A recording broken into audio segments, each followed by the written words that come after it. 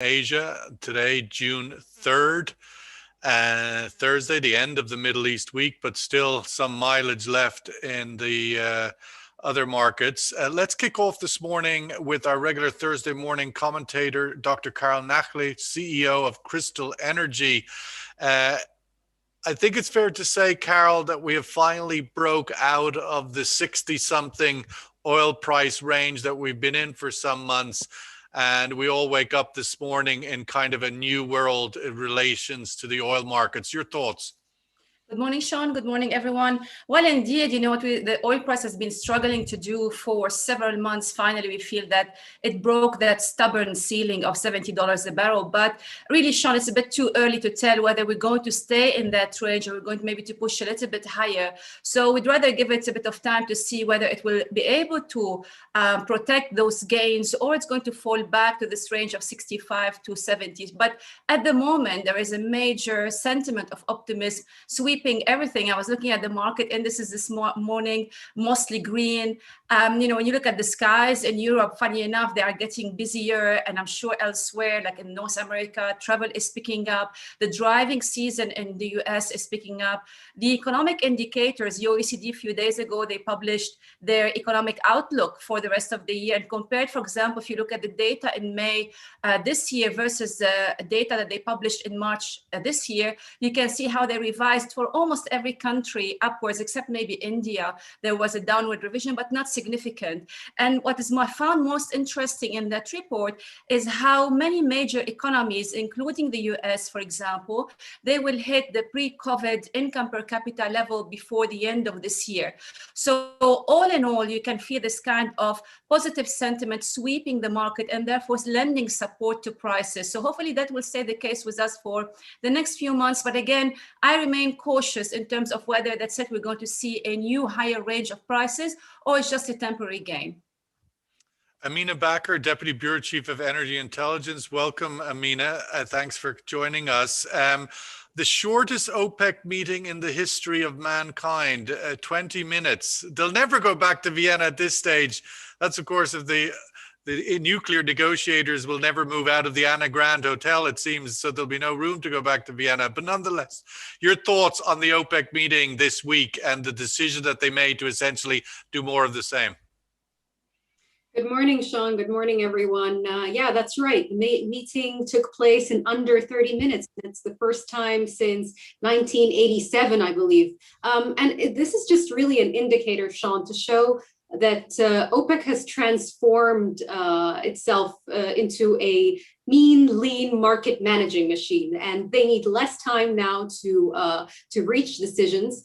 But at the same time, I mean, the decision was pretty straightforward. It's just a rollover, keeping the current agreement, which is basically easing the cuts by 2.1 million barrels per day. This will be completed by the end of July. And they still have time to alter this agreement. They're going to meet next on the 1st of July. So they have time to see how the market responds. One of the main reasons that the meeting was so short is that Iran was not discussed. The issue of Iran returning back to the market, which was a sticky issue, as everybody knows.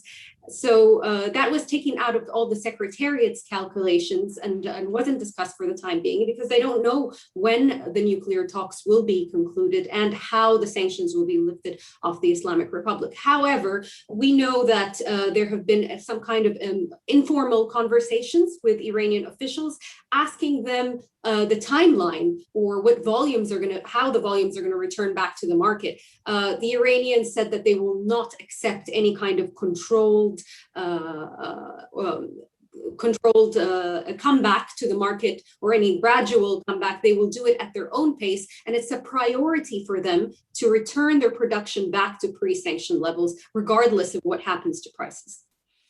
Dr. Andrei Belyi, founder and CEO of Balsen.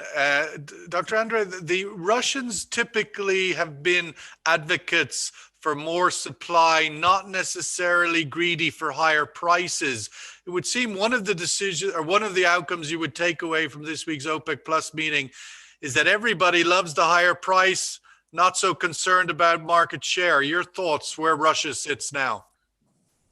Well, Russia is still betting on a higher price, but as Carol rightly pointed out, there is a certain trend in demand recovery. And as Mina highlighted, the Iran's comeback might create a pressure. So, of course, in this context, it's logical to insist on the OPEC Plus continuation, yeah, in order to keep the price and not to create a chaos on the supply side. The markets are still somehow oversupplied, even though the demand is recovering, and the spare capacity at the producer side is still very big. And that's why, I mean, it seems that actually Moscow sends a sign that agreements have to be kept in order to keep the price. Carol, the demand recovery, as you just pointed out, clearly America, all of the numbers are indicating, even moving bar aviation, but everything else nearly beyond pre-COVID levels on gasoline demand, etc. Do you expect Europe to follow the same? Does it feel, sitting in Germany, that indeed Europe is now on the same path, obviously a little behind America, but it's all systems go now? Yeah, there are two things actually that is kind of giving us an idea of where the economies are going next. And China, I think, is a good example because it's way ahead everybody else in terms of maybe 1 year ahead of everybody else in terms of what we are most likely to expect in terms of economic growth, which can be positive but at the same time worrying. I'll come back to the second point in a second. But first, you can see two things. I mean, the government stimulus packages and the EU, they had really a generous one, so not just in the US or elsewhere. And second, the rollout of vaccinations. So if you remember a few months ago at the beginning of the year, they did a very poor job in terms of the rollout of vaccination. And then they moved on, for example, here in Germany by priority, but now they removed that priority and anyone can book an appointment. However, the problem is finding an appointment. So that's the struggle. But combining those two together, government support, monetary support, as well as the rollout of vaccination going at full speed across Europe, this tells me that yes, Europe is catching up with other places such as the US and China.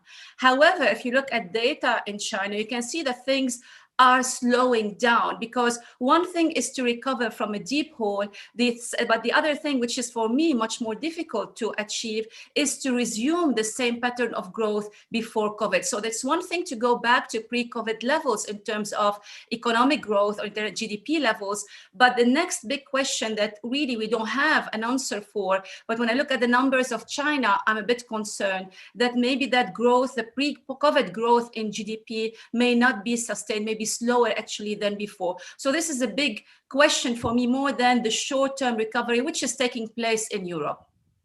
Amina, you mentioned in your earlier comment that the old things, Iran wasn't discussed at the OPEC meeting this week, but yet Iran seemed to hover like a damp sort of blanket on the oil price climbing above 70. And in the last week or so, the momentum in the talks has sort of diffused a bit, and it looks now like they're stumbling, and that what seems certain to be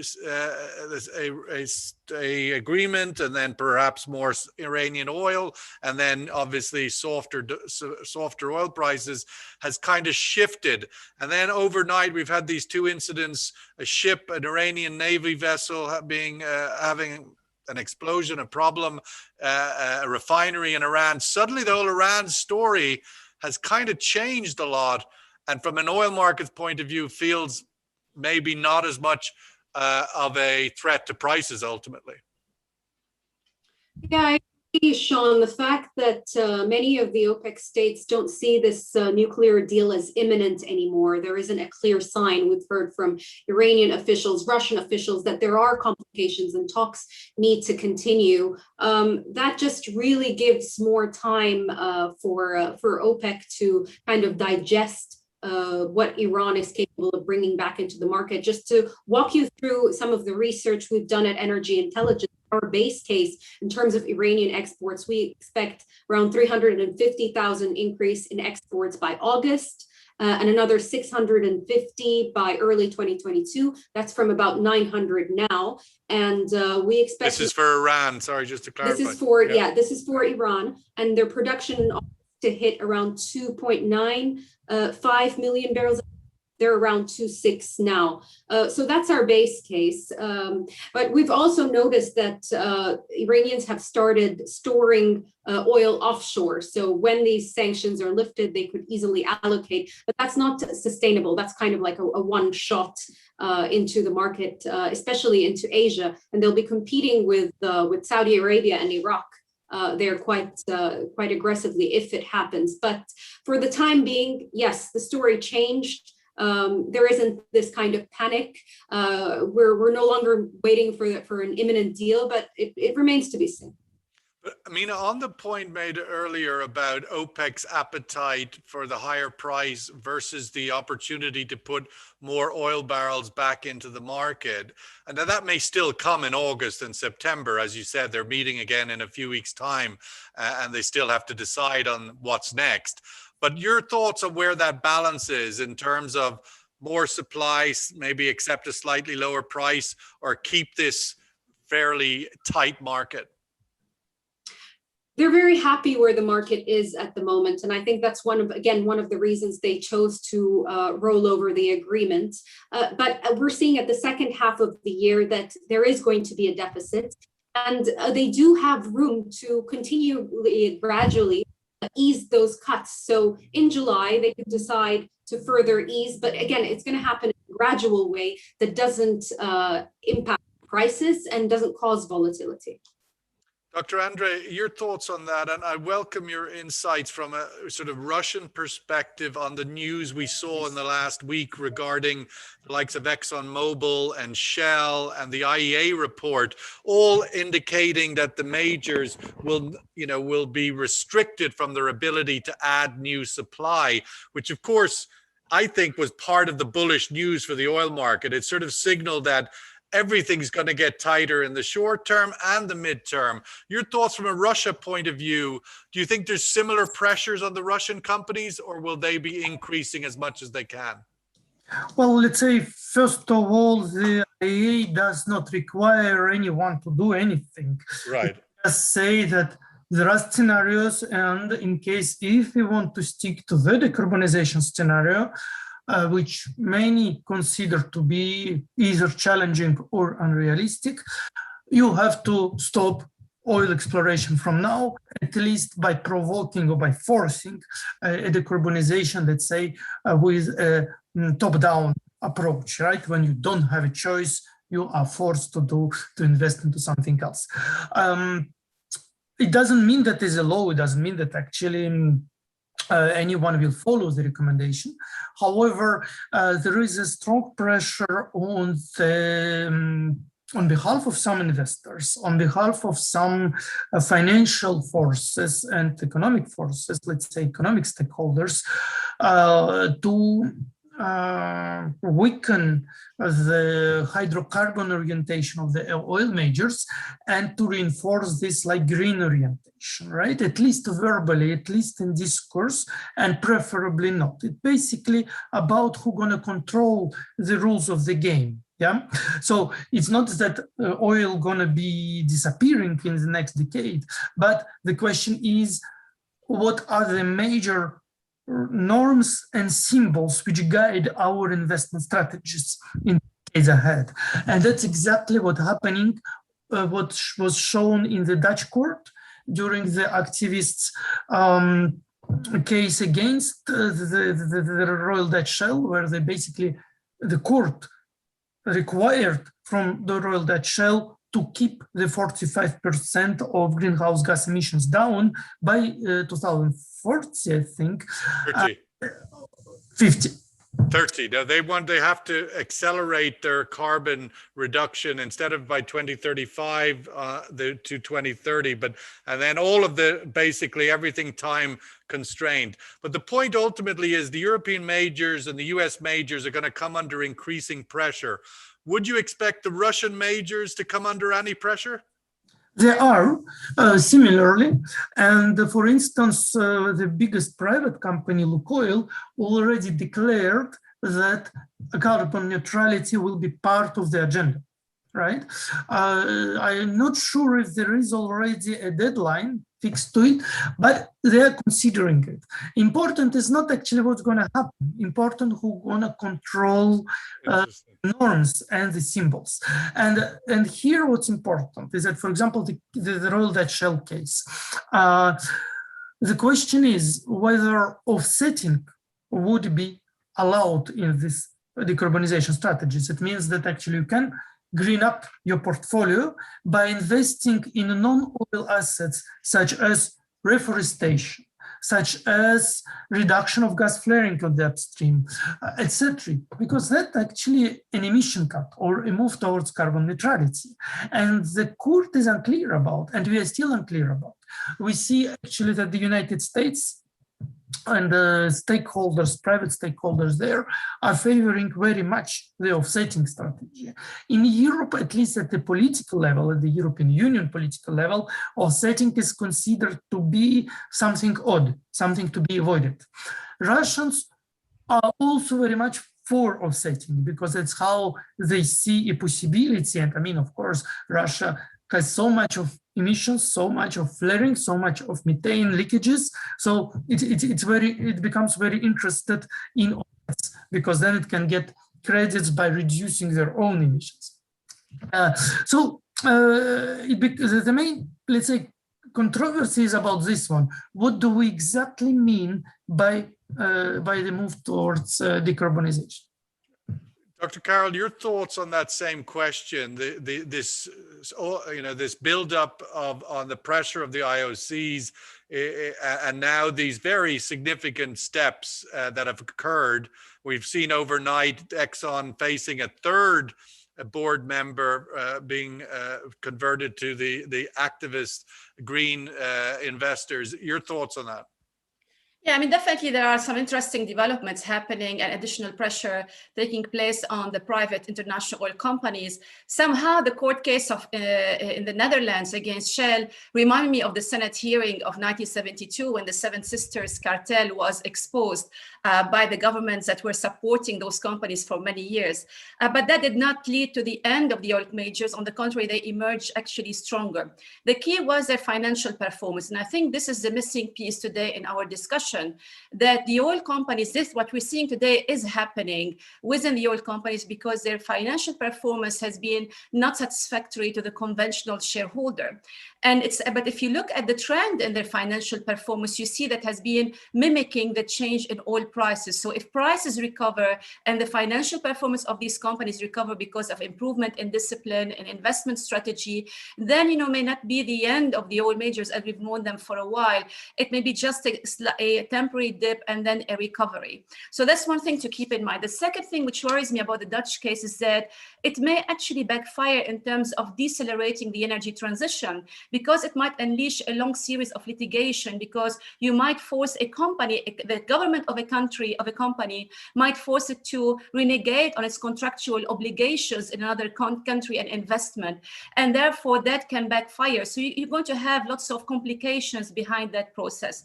So these are two things I want to mention about the court case. But if I may go back to the OPEC Plus question and Iran. Right. There are two things I'd like to add here. First of all, remember that the current deal is set to expire in April 22. So in less than a year, they are planning to put back in the market perhaps around 5 million barrels a day. That is substantial. Second, with respect to Iran, I fully agree with Amina that it was not mentioned in the latest meeting of OPEC, but the Secretary General Barkindo made a statement that caught my attention before the meeting. He said that OPEC welcomes the return of Iranian oil to the market in an orderly and transparent way. And those two terms really caught my attention because, look, let's not be naive here. There is some Iranian oil traded in the market, circumventing the sanctions and which is not reported. So of course, course, if you want to have greater control over that trade, you wanted to make it visible. So yes, we know that Iran is not going to be imposed, and it's going to follow certain quotas.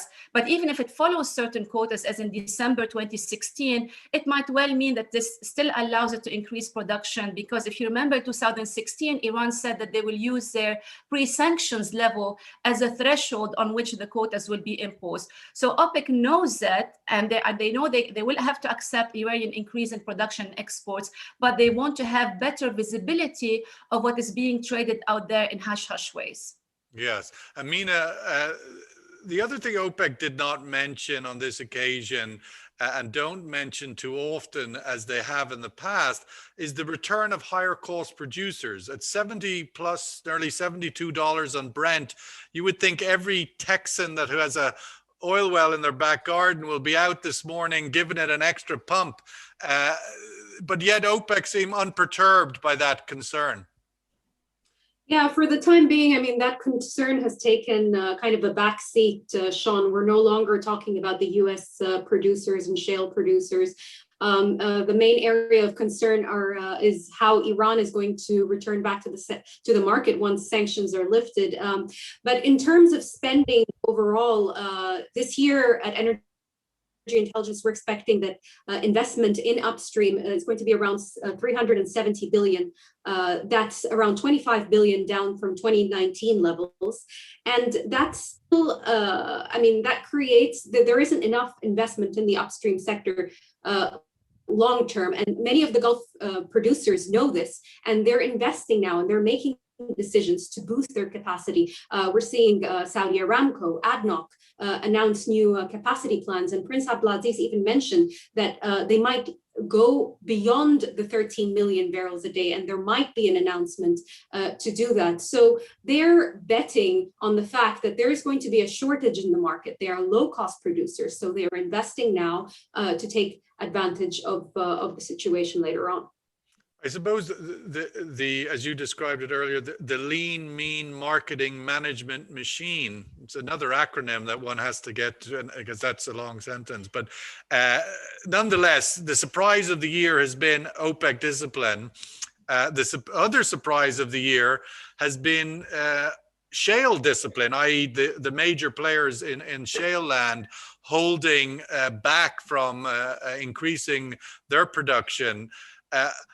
What's your sense within OPEC Plus for this lean, mean marketing management machine to hold the line over the next quarter as we see oil prices surging to 75, and there's still of these outstanding, you still owe us barrels for cheating last year?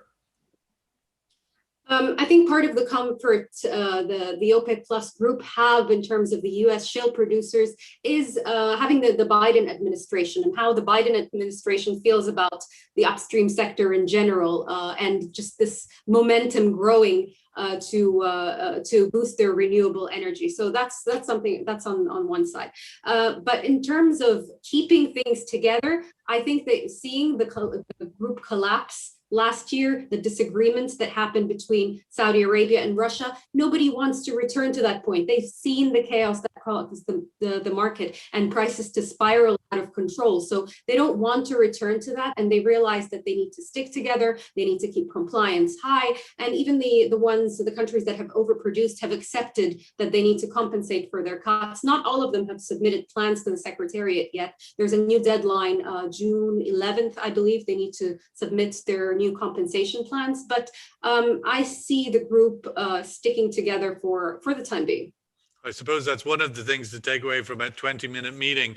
Let's go to the survey question of today and give the room a chance to comment on this. A slowdown in talks between the US and Iran over the latter's nuclear program has supported prices holding above $70 a barrel on reduced expectations for Iranian oil supply to come back to the market this year. So this is the question. Do you agree with that statement or disagree that the slowdown in talks has kept oil prices popped above 70 because the belief that Iranian oil supply, although there's cheating, as was mentioned by Dr. Carol, clearly it's still contained under 1 million barrels, generally acknowledged. If sanctions were lifted, of course, it could go above 2 million. But ultimately, a slowdown in talks has helped support prices hold above 70. Agree or disagree?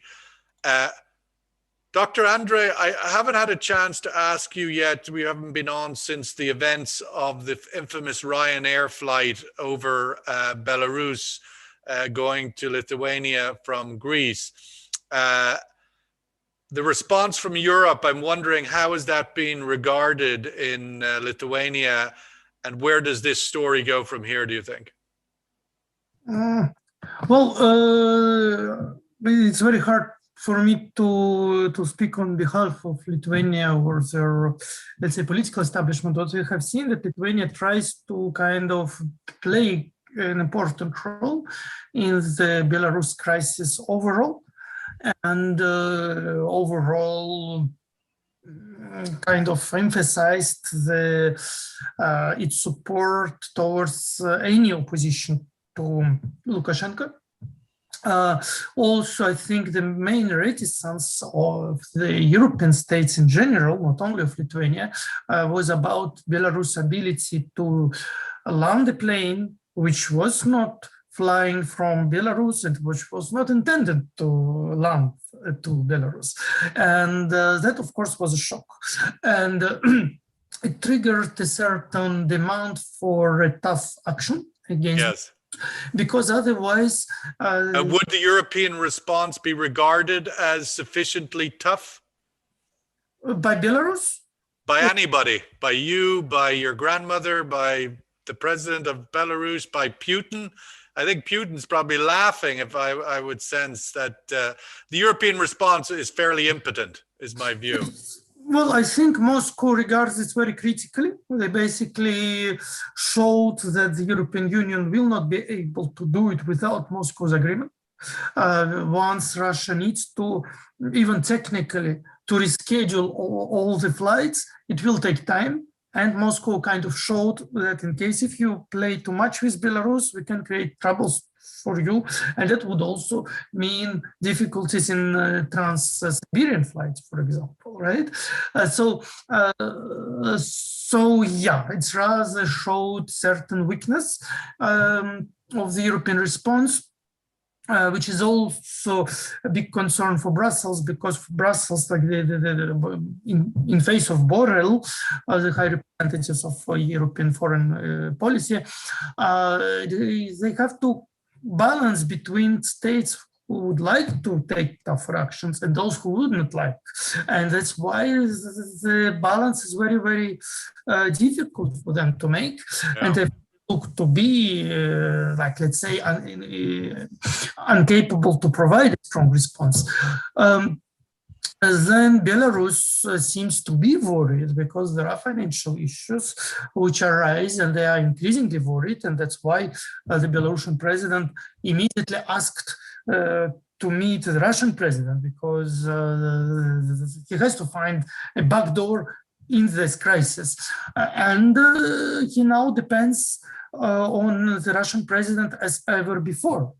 Right, and somehow Russian president might be very happy with the overall Ryanair crisis, because Belarus is even more dependent on Russia. Absolutely, he loves it. Dr. Carroll, the outlook for inventories as well. We saw a big decline data point yesterday, and the impact that's obviously contributing to this upward movement in price.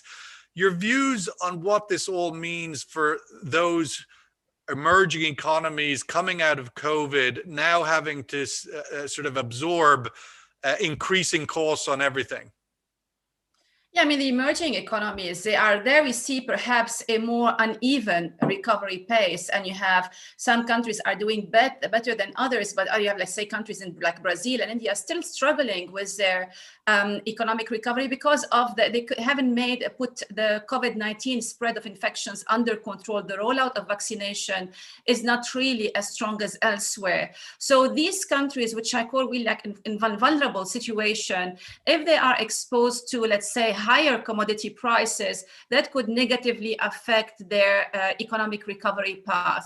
So I am more concerned about developments in the emerging economies, especially those that are struggling, than elsewhere. But overall, the global economy is going in one direction, which is towards a recovery. And does this price have any challenge to that recovery? I mean, typically energy prices rise, inflate the price of everything else. Can this rebounding global economy absorb $75, $80 oil? No, there is a limit. So now you can see, because this what we have today is a demand shock. So all eyes are on demand. Even the supply of oil has been trying to catch up with demand. So that's why, for me, the economic development play a much more important role than, say, the return of Iranian oil to the market that may have a temporary effect. So definitely the impact of, let's say, prices, if prices heat up further and they are sustained, because mind you, so far the market is buying what the Fed in the US has been saying for a while, that what we're seeing today is just a transitory increase in prices. So the market kind of became convinced of the statement. But if this perception changes and the increase in prices become more substantial and more long-term with us, then definitely we see a reversal of the growth in economic outlook everywhere, not just in emerging economies. So that's something to watch out for. We're not there yet. So yes, prices are increased and the economies can handle it because it's mainly a demand-driven increase in prices. But if it goes beyond a certain level, it becomes more enshrined, then yes, we have to worry about the negative impact on economic recovery. Let's get the survey result and give Amina the last word today. Sort of 2-1 agree that the slowdown in US, Iran is supporting prices and likely indicate Iranian oil will be slow to come back this year. Amina, we had another phrase emerge out of the Prince Abdulaziz. What was it? A La La Land sequel on top of Very Ouchie or whatever the last one was. Nonetheless, a 20-minute meeting would indicate that we're firmly in the era of Prince Abdulaziz managing the global oil markets. Ali Naimi, who is he? I can't even remember.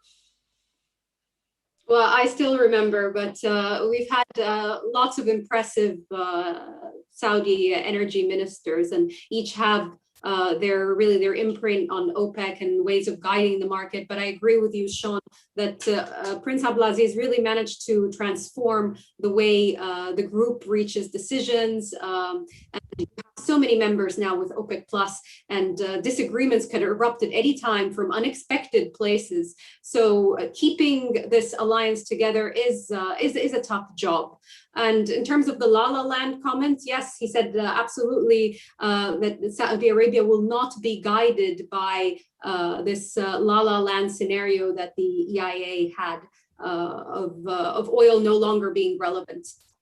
So that's. But nonetheless, they are themselves fairly aggressively moving into a renewable space transition. There was the announcement over last week on hydrogen with the Russians. So yeah, absolutely. They have to diversify. They have to do this. I mean, this is a movement. They're not in denial about the trend, but they're also not in denial that there will be demand for oil, especially as they are low-cost producers and they're developing technologies to lower carbon emissions.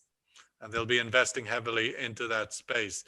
I think we'll wrap it up there. I mean, all in all, it seems there's a lot to keep this oil price supported and moving higher. I wouldn't be surprised to see the end of the week prices closing higher than where they are now, given that there is all momentum rising and very little on the horizon, at least in the immediate sense, that would be pushing things down. Thank you, Dr. Carol from Europe, and Amina from Dubai, and Dr. Andre from Eastern Europe. It's a pleasure to have you all join us today, and everybody else. Have a great weekend, and we'll catch up with you next week. Mike Muller and Christoph Ruhl on Sunday for the Week in Review. All the best. Take care.